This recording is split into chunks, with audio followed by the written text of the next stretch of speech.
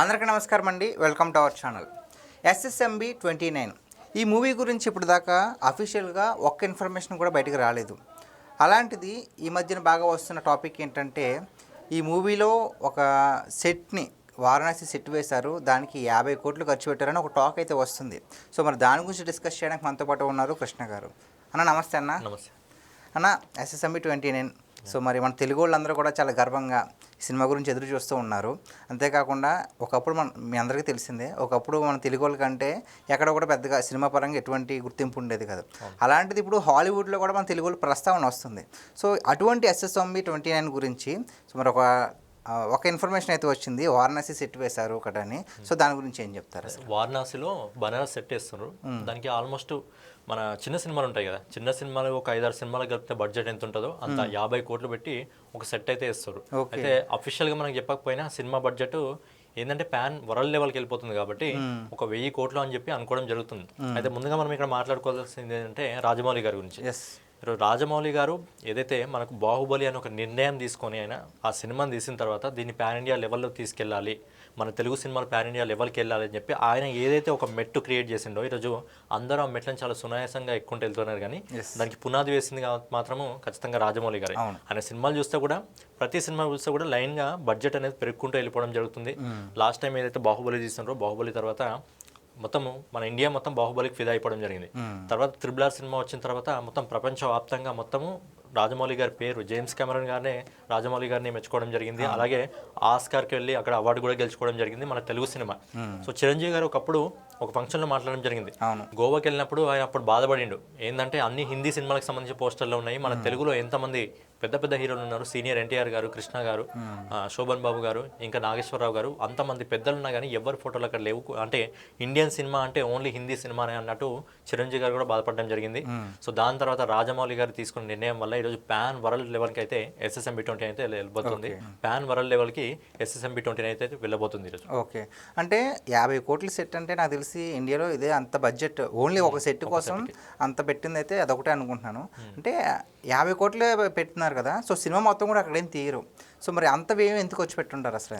Sir Rajamouli అంటే quality main important. ఆయనకు ఒక సినిమా తీయడానికి ఆయన 2 సంవత్సరాలు చెప్తే తర్వాత 3 సంవత్సరాలు అయితే 4 సంవత్సరాలు అవుతుంది. ఎస్ఎస్ఎంబి 29 డేట్ చెప్పలేరు, కాకపోతే ఈజీగా 3-4 ఇయర్స్ అయితే ఈజీగా పడతాయి. ఎందుకంటే ఆయన RRRలో మనం చూసుకున్నట్టయితే నాటు నాటు అనే సాంగ్ ఉంటుంది కదా, దానికి హీరోలు ఇద్దరికి కలిపి ఆల్మోస్ట్ 18-22 టేక్స్ దించిండంట ఒక్క సెట్, ఒక్క స్టెప్ ఇద్దరికి పర్ఫెక్ట్గా రావాలని చెప్పి.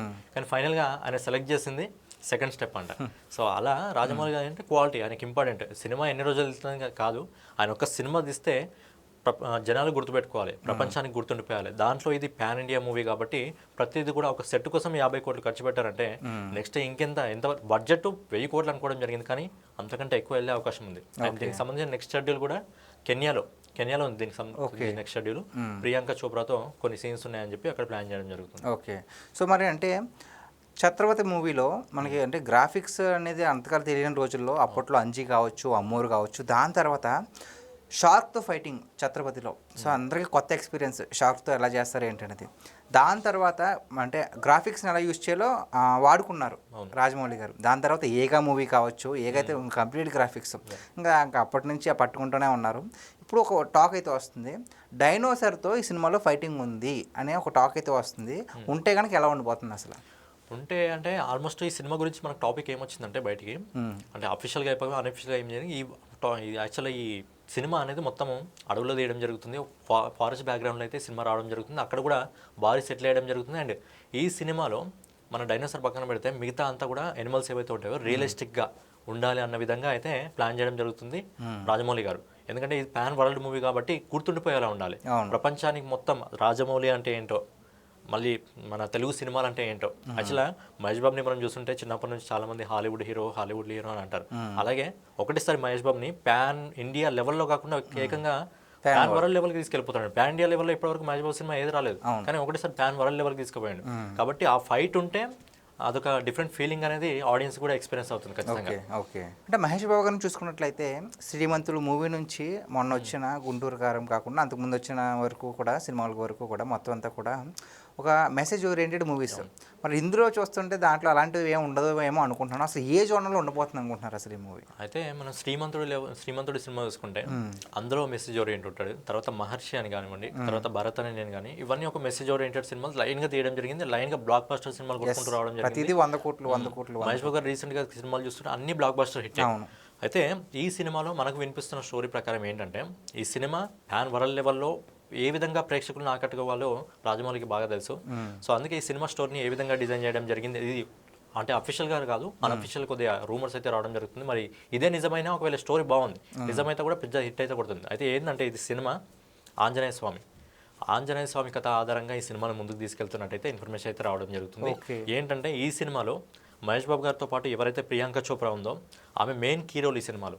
ఏంటంటే అంటే ఈ ప్రపంచానికి ఏదో ఆపద వస్తే ఒక ఆపద నుంచి కాపాడడానికి మనకి ఏదైతే రామాయణంలో ఏదైతే లక్ష్మణుడికి బాణం తగిలినప్పుడు మన ఆంజనేయ స్వామి వెళ్ళి కొండను తీసుకురావడం జరుగుతుంది, సంజీవిని పర్వతాన్ని తీసుకురావడం జరుగుతుంది. సంజీవిని మొక్కలు ఎలా ఉంటాయో తెలియదు కాబట్టి ఆంజనేయ స్వామి ఏకంగా కొండనే తీసుకురావడం జరిగింది, ఎందుకంటే ఆ మొక్కలతో తిరిగి లక్ష్మణుని బ్రతికించవచ్చు అని చెప్పి. సో ఈ సినిమాలో కూడా ప్రపంచాన్ని కాపాడడానికి సంజీవినికి సంబంధించిన మొక్కలు కావాలి అని చెప్పి ప్రియాంక చోప్రా గారు మహేష్ బాబుని హైర్ చేసుకునే విధంగా, సో తనకు ఆ మొక్కలు కావాలని చెప్పి మహేష్ బాబు చెప్పినట్టు మరి ఏ విధంగా తన అడవిలోకి వెళ్ళి మరి ఎవరైతే ఆ తీసుకునే ప్రయత్నంలో ఆ మధ్యలో స్టోరీ ఏం జరుగుతుంది, మరి విలన్స్ ఎలా ఎంటర్ అవుతారు, విలన్స్ కూడా ఆ సంజీవిని మొక్కల కోసం చూస్తున్నారా, అంటే ప్రియాంక చోప్రా గారు ప్రపంచాన్ని కాపాడడానికి చూస్తుంటే ఇక్కడ విలన్స్ ప్రపంచాన్ని నాశనం చేయడానికి ఏమైనా చేస్తున్నారా అన్న విధంగా స్టోరీ అయితే బయటికి రావడం జరుగుతుంది. సో ఇది హనుమంతుడి కథ ఆధారంగా అయితే ఈ సినిమాని తీయబోతున్నారు. అంటే ఇందులో కూడా మీరు రాజమౌళి గారి సినిమా లాస్ట్ త్రిబుల్ ఆర్ చూస్తుంటే రామ్ చరణ్ గారు ఏదైతే లాస్ట్ ఎండింగ్లో రాముడి గెటప్ ఉంటుందో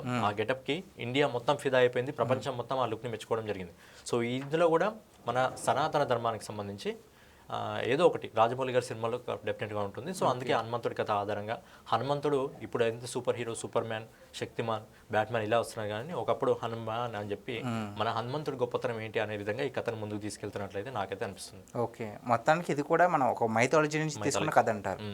ఓకే, చూసారు కదా, ఎప్పుడు వచ్చామని కాదు బుల్లెట్ దిగిందా లేదా అనేది పోకిరి సినిమా డైలాగ్. అలాంటిది ఇప్పుడు దాకా పాన్ ఇండియాలో ఒక సినిమా కూడా లేకుండా డైరెక్ట్గా పాన్ వరల్డ్ ఎప్పుడు వచ్చామని కాకుండా పాన్ వరల్డ్లోకి వెళ్ళిపోతున్న మహేష్ బాబుకి ఒక మైథాలజికల్ మూవీగా మరి ఒక పాయింట్ పట్టుకుని సంజీవని అని ఒక పాయింట్ పట్టుకుని ఈ సినిమాని తీసుకెళ్తున్నారు అని కృష్ణ గారు చెప్తున్నారు.